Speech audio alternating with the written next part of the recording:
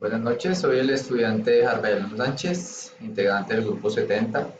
Elegí el tema de la red banda ancha, la diferencia entre velocidad y capacidad del canal y cómo se aplica en la interconexión de red WAN.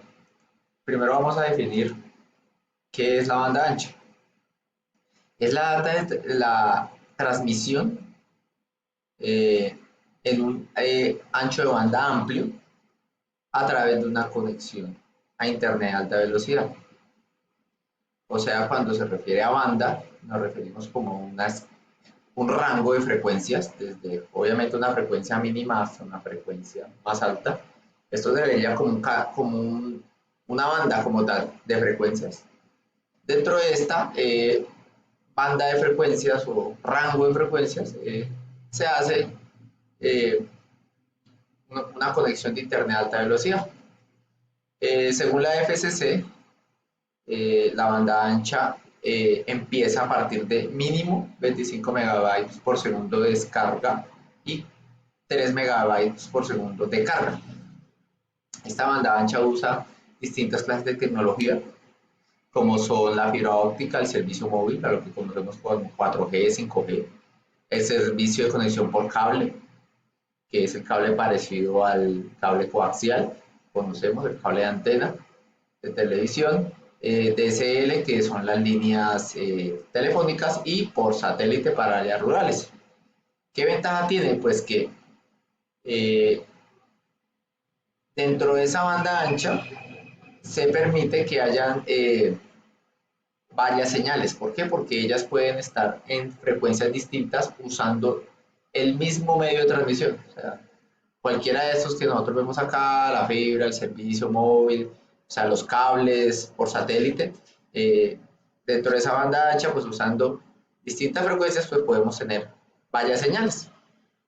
Entonces, ¿qué nos permite entonces? Que varios canales estén simultáneamente en la misma conexión, o sea, a lo que conocemos como el concepto de multiplexación. Entonces, pueden haber varios canales simultáneos a la vez.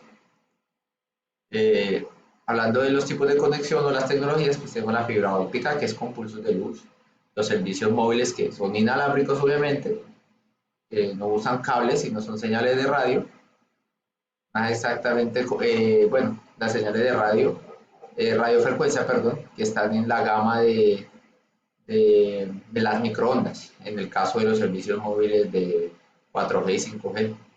Las DSL, que son las líneas de transmisión de las líneas telefónicas, que son las líneas tradicionales de cobre, el cable de teléfono, digámoslo así, y el servicio por cable y por satélite. Entonces, el cable es, como les venía diciendo, son los mismos cables coaxiales, usa los mismos cables coaxiales cuando se transmite las imágenes y el sonido para la señal de TV, por ahí mismo se envía la señal del internet, de la conexión a internet.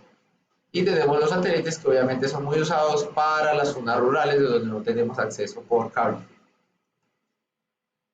Hablando de velocidad de transferencia, eh, la definimos como la cantidad de información, obviamente datos, que se pueden enviar por una red que se mantiene constante en el tiempo en un periodo de tiempo determinado. Entonces tenemos dos medidas, tenemos bits y tenemos segundos.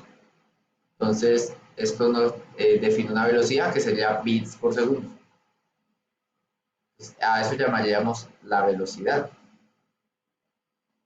Eh, Esa tasa de transferencia se refiere obviamente a una velocidad en un ancho de banda real, que normalmente tenemos el ancho de banda real y el ancho de banda deseado, digámoslo así, ideal. Entonces, ese ancho de banda real es generalmente inferior, normalmente es inferior a la capacidad ideal. ¿Por qué? Porque se ve afectado por la topología de la red, la capacidad de los ordenadores y en sí las características de todos los componentes de hardware, cables, señales, antenas, routers. Todos estos componentes como tal de esa red afectan ese ancho de banda, lo van afectando negativamente. Tenemos también un concepto de tasa de bits constante, CBR, y tasa de bits variables. Dependiendo el tipo de tecnología, el tipo de red, pues se manejara uno u otro.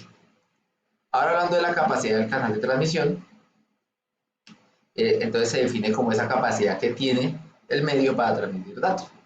Entonces, está muy ligado al ancho de banda, obviamente, y el ancho de banda está ligada a temas de hardware, se va a ver limitado por temas de hardware, el ruido y la tasa de errores de esos datos que son enviados. El ruido podría ser interferencias de señales electromagnéticas externas, para este caso el ruido, que perturbe esas frecuencias de señales que van por nuestro medio de transmisión. Entonces, para explicar qué vendría siendo la capacidad del canal de transmisión, si lo comparamos con, no sé, con un tubo de agua, por donde fluye agua, entonces, esta capacidad del canal de transmisión sería como lo ancho o el tamaño del tubo, lo grande que es el tubo. Y la velocidad de la que ya hablamos vendría siendo esa presión, la presión con la que fluye el agua. Entonces hablamos de velocidad, presión y capacidad del canal, sería analógicamente el flujo de líquido. En 1924 Nyquist él plantea como una ecuación, una fórmula para determinar el canal ideal de ancho de banda finito, o sea, para determinar esa capacidad. Entonces esa capacidad viene dada por esta ecuación que dice 2 omega, omega viene siendo el ancho de banda en hertz, o sea, frecuencia, estamos hablando de frecuencia. Lo grande que es el ancho de banda desde una frecuencia mínima hasta una máxima, logaritmo de 2 por los posibles niveles de las señales. Como decimos acá, posibles, el número posible de niveles de la señal. Entonces, seguimos con Red One. La Red One, como traduce el acrónimo, es Wide Area Network. Entonces, son redes muy grandes que generalmente interconectan países, inclusive continentes, o, o que requieren interconectar otras redes mucho más pequeñas que ellas, pero a grandes distancias, que hablamos de distancias de 100 a 1000 kilómetros y velocidades de 100 megabytes y 1 gigabyte por segundo, o sea, con velocidades muy altas. Y interconectan redes más pequeñas, como es el caso de la LAN o MAN. Obviamente puede verse afectada como su rendimiento por los medios de transmisión, todo el hardware, y tiene una característica especial, es que los equipos usados en la red WAN no son los mismos que quizás conocemos en la red LAN, sino son equipos especializados porque necesitan una gran capacidad, velocidad y memoria para transmitir todos sus paquetes de datos de una forma eficiente. Entonces,